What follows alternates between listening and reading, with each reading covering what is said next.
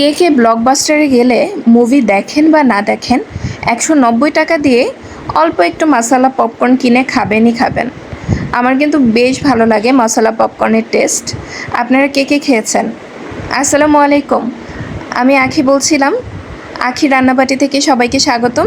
আজ আমি আপনাদের দেখাবো মাত্র এক মুঠ পপকর্ন দিয়ে 190 টাকা দামের পপকর্ন তৈরি, যেটা ব্লকবাস্টার 190 টাকা দিয়ে বিক্রি করে। এটা আমি মাত্র এক মুঠ পপকর্ন দিয়েই আপনাদের তৈরি করে দেখাবো, যেটা তৈরি করা খুবই সহজ এবং খেতে খুবই সুস্বাদু। আপনারা যারা ট্রাই করেননি অবশ্যই ট্রাই করে দেখবেন।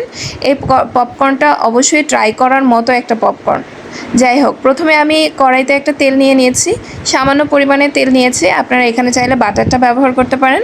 বাটার ব্যবহার করলে কিন্তু এটার টেস্ট আরও বেশি বেড়ে যায়। আমার একটু মাথায় ছিল না বাটার ব্যবহারের কথা, এই কারণে আমি বাটারটা ব্যবহার করিনি। আমি নর্মাল সয়াবিন তেল দিয়েই করছি।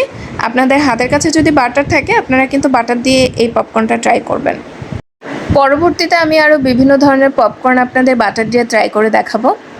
আশা করছি ওই পর্যন্ত আপনারা আমার পাশেই থাকবেন। তো যাই হোক, কড়াইতে আমি সামান্য সয়াবিন তেল দিয়েছিলাম। সয়াবিন তেলটা যখন হালকা গরম হয়ে গিয়েছে, তারপর আমি এক মুঠের থেকে একটু বেশি পপকর্ন নিয়ে নিয়েছি।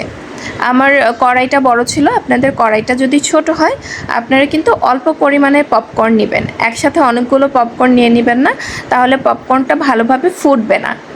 আর পপকর্নটা কেনার পর অবশ্যই আপনারা নর্মাল যে আমরা সুপার শপ থেকে পপকর্নটা কিনি বা দোকান থেকে পপকর্ন কিনি, পপকর্ন কেনার পর কিন্তু অবশ্যই একদিন আপনারা রোদে দেওয়ার ট্রাই করবেন। এটা একটা গোপন টিপস। আপনারা যদি রোদে না দেন সেক্ষেত্রে পপকর্ন হচ্ছে যে ভিতরে যদি নরম থেকে যায় বা কাঁচা থেকে যায়, ওই পপকর্নগুলো কিন্তু ভালো ফুটবে না। তো যাই হোক, তারপর আমি পপকর্নগুলো দিয়ে দেওয়ার পর এখানে দিয়ে দিয়েছিলাম এক প্যাকেট ম্যাজিক মশলা। ম্যাজিক মশলাটা আশা করি সবাই চেনেন, যে কোনো গ্রোসারির দোকানে আপনারা পেয়ে যাবেন, মাত্র 5 টাকা দাম।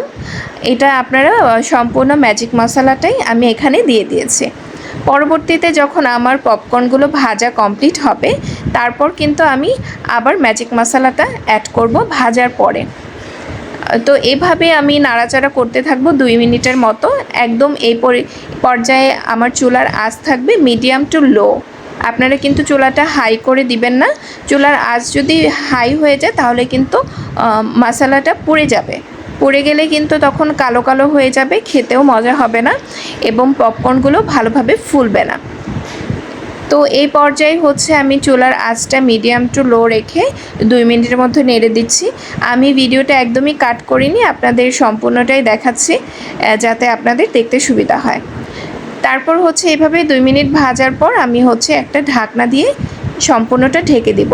যখন দেখবেন পপকর্নগুলো একটু একটু ফুটে উঠছে, একটু একটু ফুলছে বা সাউন্ড হচ্ছে, তখনই আপনারা ঢাকনা দিয়ে পপকর্নটা ঢেকে দিবেন। এই তো তারপর আমি পপকর্নগুলো ঢেকে দিয়েছি। এভাবেই ঢেকে দিয়ে রাখবো 2 থেকে 3 মিনিট। 2 থেকে 3 মিনিটের মধ্যেই কিন্তু সম্পূর্ণ পপকর্নটা রেডি হয়ে যাবে। আমি জানি সবাই পপকর্ন বানাতে পারেন এবং এটা খুবই ইজি। বর্তমানে হচ্ছে সবাই হচ্ছে পপকর্ন নর্মালি ঘরেই বানিয়ে খায়। এখন দোকানের পপকর্ন আসলে বাজারে যেগুলো বিক্রি করে বা রাস্তায় ভেজে বিক্রি করে, ওগুলো নর্মালি আনহাইজেনিকের জন্য আমরা হচ্ছে খাই না, বাসায় বানিয়েই খাই।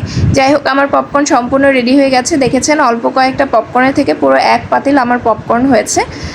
আর এরপরে আমি আবার ম্যাজিক মশলাটা অ্যাড করে পপকর্নটা সার্ভ করব। আশা করছি আজকের মশলা পপকর্ন আপনাদের খুব ভালো লেগেছে। রেসিপিটা ভালো লাগলে আমার পেজে একটা ফলো দিবেন এবং আমার ইউটিউব চ্যানেল সাবস্ক্রাইব করে আমার পাশে থাকবেন।